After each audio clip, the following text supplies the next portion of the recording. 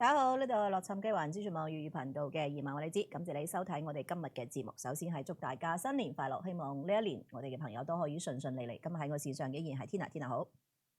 楊好，各位環資訊網粵語頻道嘅網友，大家好。咁今日當然啦，就係新年啦，咁所以同大家拜個年嘅。咁希望大家喺2026年咧就一切順利啦。咁等待綠卡工作簽證嘅朋友，特別係 H1B 啦嚇，一定要抽中啦。咁希望就係話喺綠卡想要入籍嘅朋友咧，都係順利可以入籍嘅。係今次係我今日嘅話題啦。係冇錯，咁我哋今日係同大家分享一下，因為入籍呢個事情咧係已經係複雜咗好多，咁好多朋友都會比較擔心咧，就係自己嘅英文如果係搞唔掂嘅話，咁可唔可以入籍？咁今日我哋請天能同大家嚟分享一下呢個究竟係有冇問題？係咁，其實咧我哋知道啦，咁綠卡同埋入籍啊，成為美國公民嘅朋友咧，有咩區別先？首先有咩區別？咁然後入籍嘅要求係乜嘢？因為而家咧移民局或者係呢一個川普越嚟越即係我哋嘅新總統啊，唔係新總統，我哋總統啦係越嚟越嚴格啦，咁所以好多人覺得而家攞綠卡都唔係咁安全，咁所以咧就近排比較多嘅朋友係問入籍嘅。咁當然啦，綠卡同入籍都有啲區別啦。咁入籍就係成為美國公民，咁同綠卡嘅權利嘅區別，當然就係話你有選舉權啊、被選舉權啊，成為美國公民嘅話可以投票啊，可以做一啲政府嘅職務啊，可以申請兄弟姊妹啊，可以申請父母啊，可以申請已婚嘅子女啊等等嚇，喺移民方面。咁至於話福利啊方面，其實都係差唔多噶啦，啊冇乜嘢話特別綠卡有咩福利。咁當然啦，入籍係會有特別嘅要求嘅。咁首先咧，入籍就係話你如果你係有譬如話攞咗綠卡嚇係超5年嘅，咁然後咧你嘅5年裏邊咧就係你要喺美國呢一邊住滿4年09個月嚇，4年09個月。咁所以咧係唔係，首先你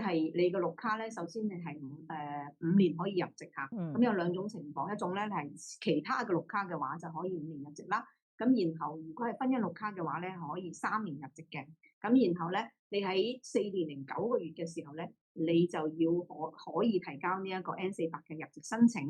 咁當然啦，如果呢4年09個月佢仲有一個居住嘅要求嚇，居住嘅要求。咁喺4年09個月裏邊咧，你喺過去5年嚇必須要連續喺美國居住超過30個月，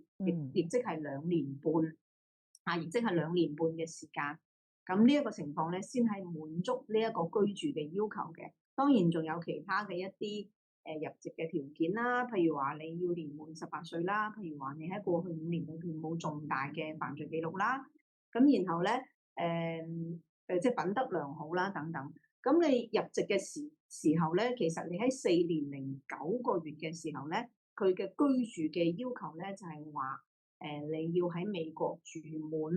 呢一個連續居住2年半30個月。咁咧呢種情況其實係有好多跑卡嘅朋友咧，都有可能係要數一數自己嘅喺美國居住嘅時間先係可以嘅。咁呢一度有個情況就係話，假如你嘅喺過去5年嘅時候，譬如話有一次出境超過1年嘅話嚇，有一次出境超過1年嘅話，咁你有可能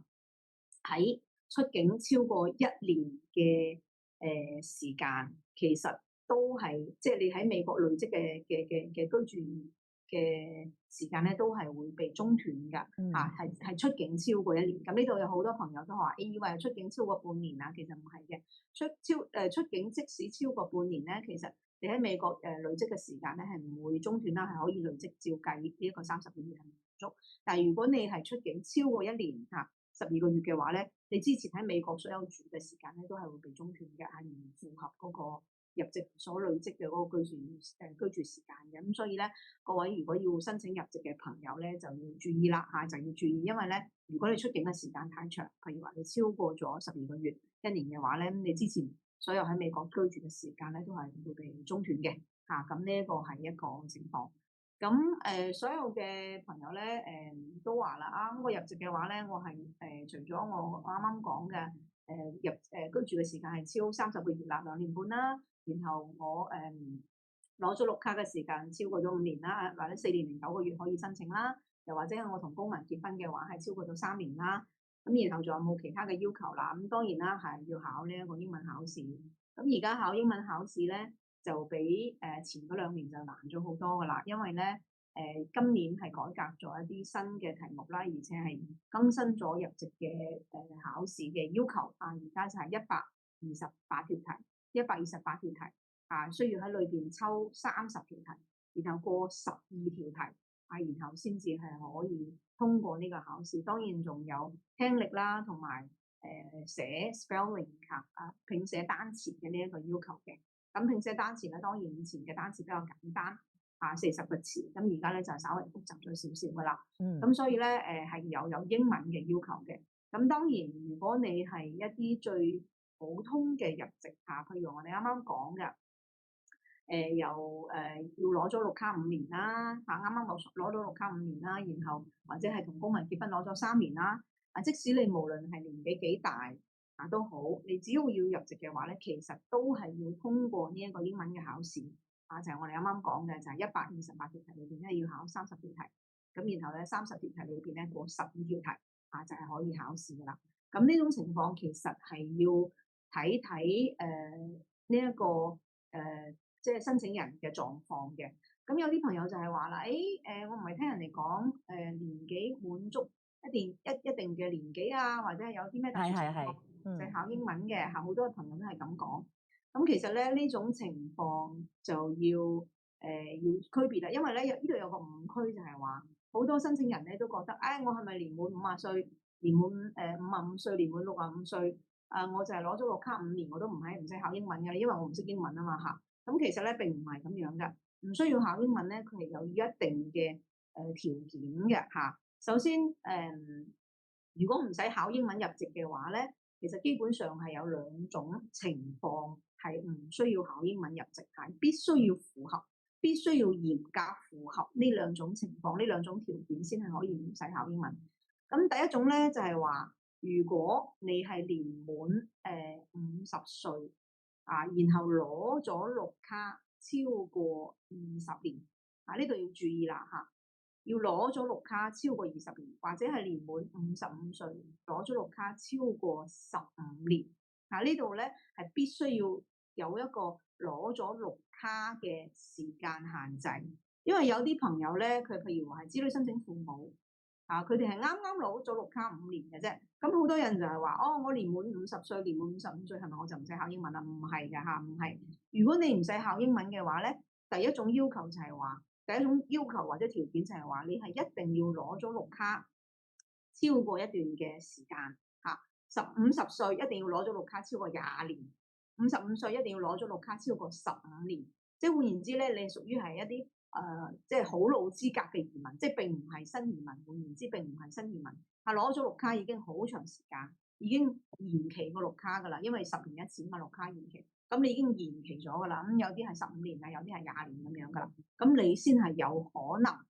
夠條件去唔使考英文。咁呢度其實就係換言之有2個呢一個呢個條件啦，一個就係攞咗綠卡嘅時間，一個你個歲數一個就係50歲攞咗綠卡20年，一個55歲攞咗綠卡15年。呢2種條件咧，先係可以以中文入籍並唔係話完全唔需要考試。當然係唔使考英文，你可以攞中文。即係我當然啦，我哋華人就係可以攞中文啦，越南人就可以攞越南文啦，韓國人係韓國文啦等等攞翻你自己本國嘅語言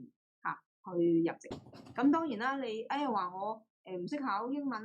咁我已經符合咗條件啦。我50歲攞咗綠卡20年，55歲攞咗綠卡15年，咁我到底係點樣可以考試？因為我聽唔明呢一個移民局嘅移民官員嘅呢一啲英文㗎喎。咁係啦，咁呢種情況咧，你其實可以係派一個翻譯去跟住你，派一個翻譯去跟住你，然後咧派個翻譯跟住你嘅話咧，其實係可以即係譬如話你個翻譯同埋你一齊啦，咁然後咧你係可以去用你個中文去同你嘅翻譯去溝通，然後翻譯咧可以同呢一個移民局嘅官員溝通。咁呢種情況就係話你可以係大翻譯過嚇。咁呢種翻譯咧，你可以揾朋友啦，可以揾你嘅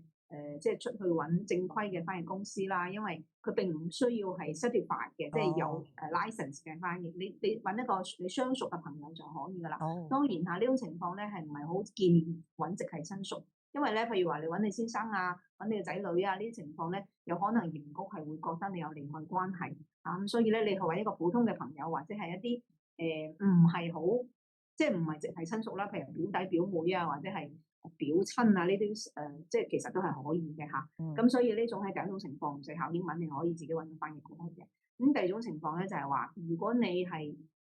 有生理或者係心理上嘅一啲疾病符合移民局規定嘅免試入籍嘅情況，咁你咧需要揾你嘅家庭醫生MD 有 MD license 嘅家庭醫生啦，或者係精神科醫生啦，或者係一啲心臟科啦，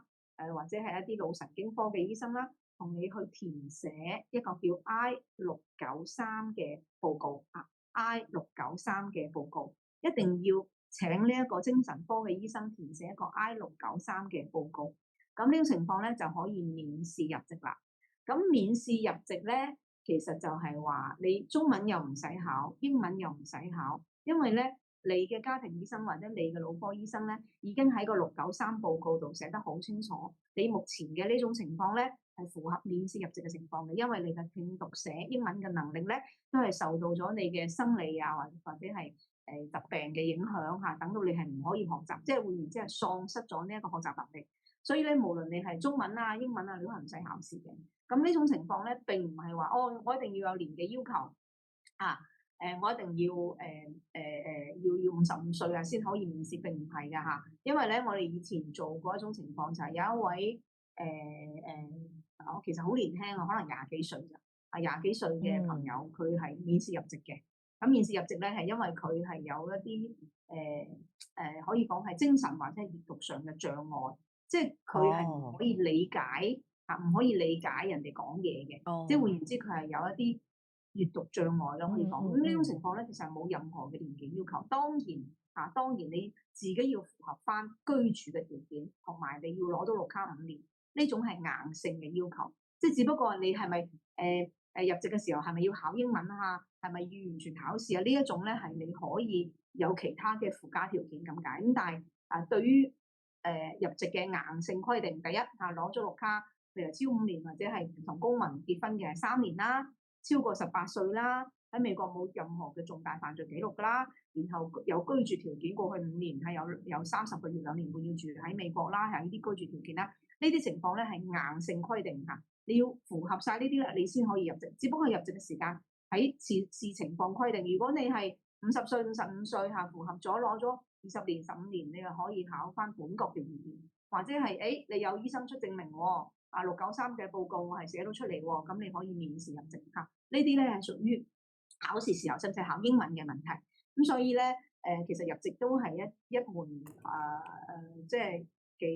即係而家係幾考人嘅，因為有好多唔同嘅規定啦，尤其是近排